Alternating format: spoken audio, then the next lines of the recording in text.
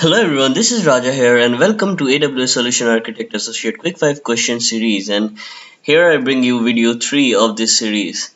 And in this video series we test your AWS knowledge, and here is the next set of 5 questions.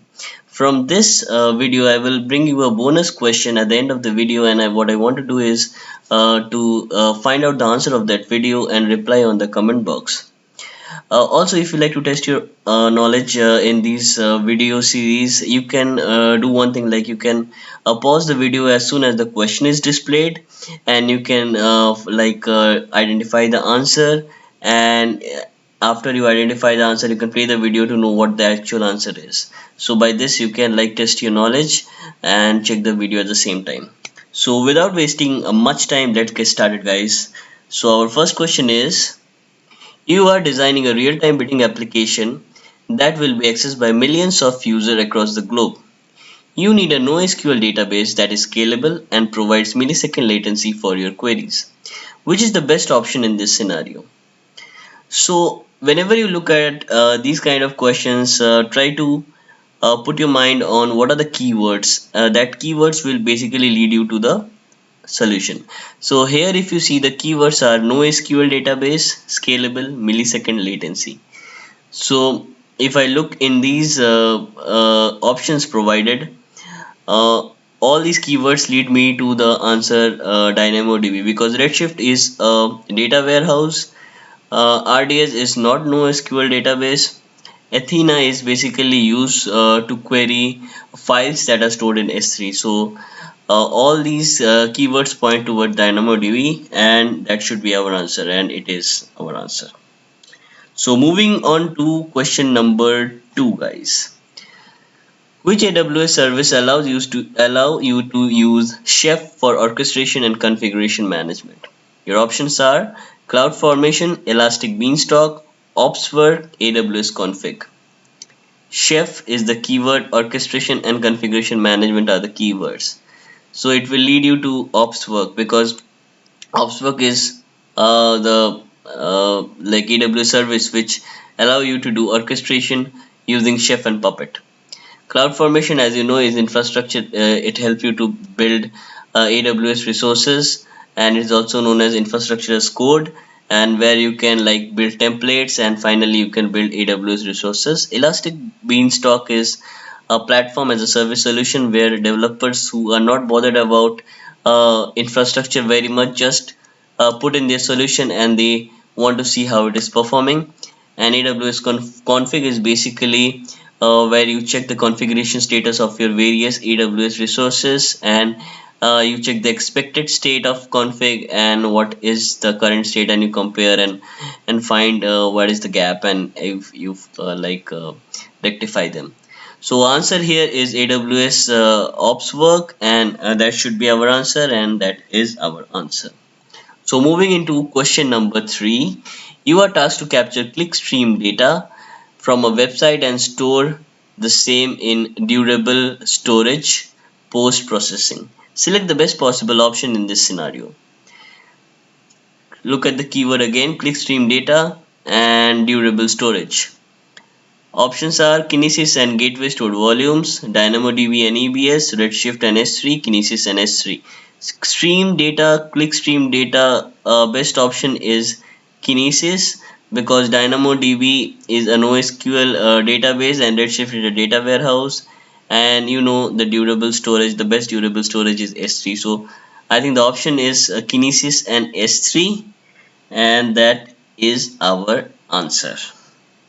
So moving to the next question, which AWS service lets you visualize, understand and manage your AWS cost and usage over time? So here again, AWS cost is the keyword and the usage over time. The options which we have is billing, cost explorer, cost analytics, AWS budget. So the answer here is cost explorer, because billing is very vague, it includes all the AWS thing like billing, and it's a vague term in terms of AWS. If you see cost analytics, I haven't heard anything like cost analytics. AWS budgets is basically you fix your budget, like I will spend $10, $20, $50 or $100, $2,000 in this month, and whenever your budget is about to be hit, you will get an alarm from AWS. So that is something AWS budget is. So the answer is Cost Explorer, and that is our answer here. Moving into the next question, you need to spin up a fleet of 5 EC2 instances to process batch workload. This is a low priority and needs to be processed within a month. Expected time of execution on T2 medium EC2 fleet is 72 hours, which is the most cost optimized option you can use here. So this look at this question, guys. Like, you have to spin up 5 EC2 instances and you need to process a batch workload, and it is a low priority one. You can do anytime within a month, and it will take you like 3 days, 72 hours, and you need to use the most cost optimized solution.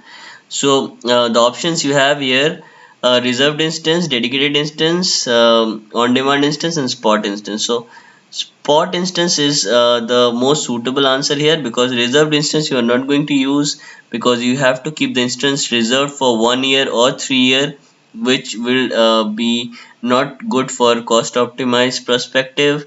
Same with dedicated instance, like if it will cost you a lot if you take a dedicated instance. Spot and on demand instance you can use in this scenario, but if you look at the cost optimized part, it is better to use a spot instance, because it nearly costs you half of what uh, your on-demand instance costs. So it is better to use a spot instance for these kind of processings, and after that you can you can just terminate them, and you don't need not to use them anymore. So our answer is a spot instance here, and that is our answer. So moving to our bonus question here. You created a S3 bucket, uploaded a file test.txt in it, and then enabled versioning on the bucket. What will be the version ID for the file test.txt? So you created a bucket, you uploaded a file, and then you enabled versioning. The versioning was not enabled initially. You enabled the versioning after you uploaded a file. Then what will be the version ID of the file? It will be 0, 1, null, or none of the above. So let me know your answer. You can reply the answer on the comment box, and I will let you know the answer in the next video. And let me know what you think about these questions and these videos that I bring to you. And if you learn anything new, and if you like this video, gives it a thumbs up. You are new to the channel, kindly consider subscribing. All your likes and subscribes give me the encouragement to keep making these videos. So we will again meet next time. Till then, bye bye and have a good time. Bye.